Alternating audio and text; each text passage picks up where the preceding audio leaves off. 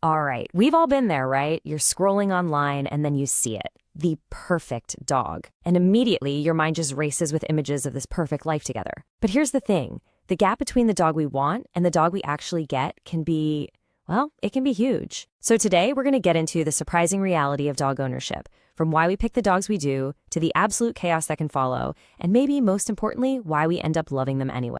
Okay, let's just dive right in. You see a picture like this. It's a gorgeous Shiba Inu, sitting there looking like some kind of perfect little fox-like friend.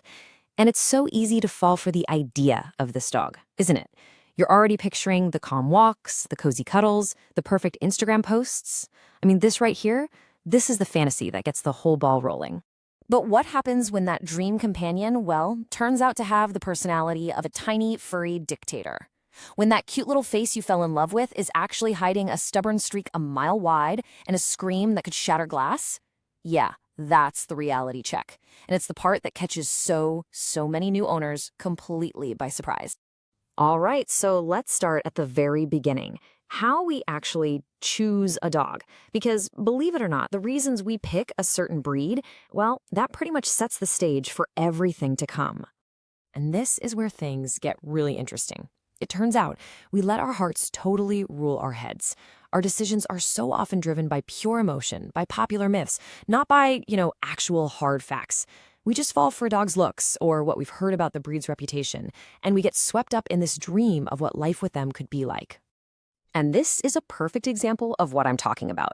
A huge study looked at why people choose Doodle mixes, and the top 3 reasons were all about perception. Number 1, the idea that they're great with kids. Number 2, the belief that they're generally healthy. And number 3, of course, was just how they look. I mean, these are really powerful reasons, but spoiler alert, they don't always line up with reality. Yeah, our choices are often fueled by some seriously stubborn myths. Like, take the whole hypoallergenic dog thing. It's mostly a myth. Research shows allergen levels don't really change that much from breed to breed. Or think about Dalmatians. People see the Disney movie and have no idea these dogs were bred to run for miles and can be incredibly high-strung. We just assume all golden retrievers are super easy family dogs or that these designer mixes have fewer health problems. But a lot of the time, that's just not true. Okay, so now let's talk about the reality check. This is that moment, the dog is home, they're starting to settle in, and suddenly, their true, deep down, hardwired nature starts to peek through. And here's the crucial thing to remember. For hundreds of years, dogs weren't bred to be professional couch potatoes. No way. They were bred to be specialists. We're talking hunters, herders, guards. Those ancient jobs are literally coded into their DNA. And that code doesn't just disappear because they're now living in your apartment. I mean, let's look at the Border Collie. This dog is a genius, like off the charts smart. But if you don't give that brain a job to do, it can kind of short circuit. They can start doing some really weird stuff, like obsessively chasing shadows for hours. And they have this thing called the eye. It's this intense hypnotic stare they use to control sheep. And trust me, they will 100% use it to herd your kids into a corner. Or how about the Siberian Husky? Absolutely stunning dogs, right? But they were bred to run for hundreds of miles in the freezing cold. So that 6-foot fence in your backyard, that's just a fun little warm-up for them. And if they don't get hours and hours of really intense exercise, they will find their own fun. And that usually means chewing through your walls and then treating the entire neighborhood to a 3 a.m. howling concert. And then there's the Australian cattle dog. Their herding instinct is so strong, they will literally try to manage everyone in your house. They're famously mouthy, which is a nice way of saying they will instinctively nip at your heels to keep the whole family, their herd, in line. And if you don't give them a job to do, they can get really destructive and territorial. They absolutely need a purpose, or believe me, they will invent one for themselves. And this reality check isn't just about behavior. Oh no, it also hits you right in the wallet, and it hits hard.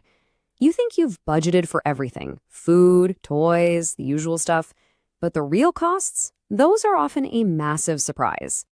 And look, here's the proof. A huge survey, we're talking over 350,000 dog owners in the UK, found that a staggering 52%, that's more than half, said their vet costs were way higher than they ever expected.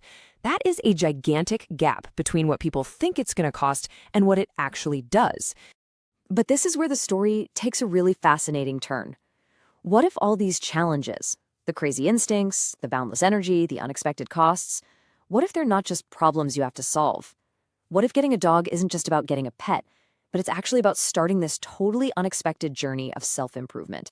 So let's take the Golden Retriever. I mean, this is the poster child for the perfect, easygoing family dog, right? But the reality is, a lot of owners find that Goldens, especially when they're young, take a massive, almost disproportionate amount of work. And this brings us to this really brilliant insight from a dog trainer named James McMahon. He basically says that a challenging dog doesn't just need to be trained. It actually acts like a mirror. It shows you all your own bad habits when it comes to dealing with stress or conflict. And as he puts it, that dog is going to force you to get better, whether you wanted to or not. So how exactly does a dog train you? Well, think about it like this. When a Golden Retriever gets frustrated, its go-to move isn't to get aggressive. It just checks out. It'll lie down or just walk away. And all of a sudden, getting angry is completely useless. The only way to solve the problem is for you to calm down and change your approach. The big takeaway here is that it's not a one-way street. You're not just teaching the dog is teaching you patience, calmness, and self-awareness. It really is a team effort in self-improvement. Okay, so after all of it, the chewed furniture, the crazy vet bills, the surprise therapy sessions with your dog, what's the final verdict? Was it all worth it? You'd think the answer would be a resounding no, right?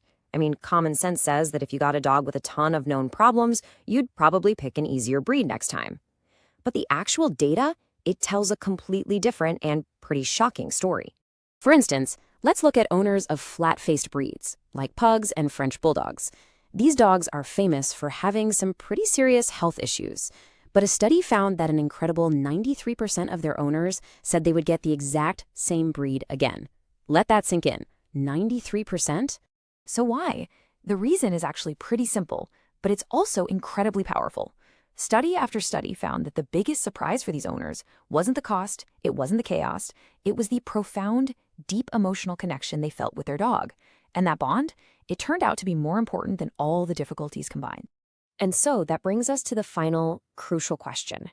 It's really not about finding the perfect dog, because let's be honest, that dog doesn't exist. The real question you have to ask yourself is this. Are you prepared not for the dog you want, but for the dog you will actually get? Because embracing the reality, all of it, the good, the bad, the chaotic, that's the real key. It's the foundation for an amazing relationship. And it might just be the start of a journey that changes you for the better too.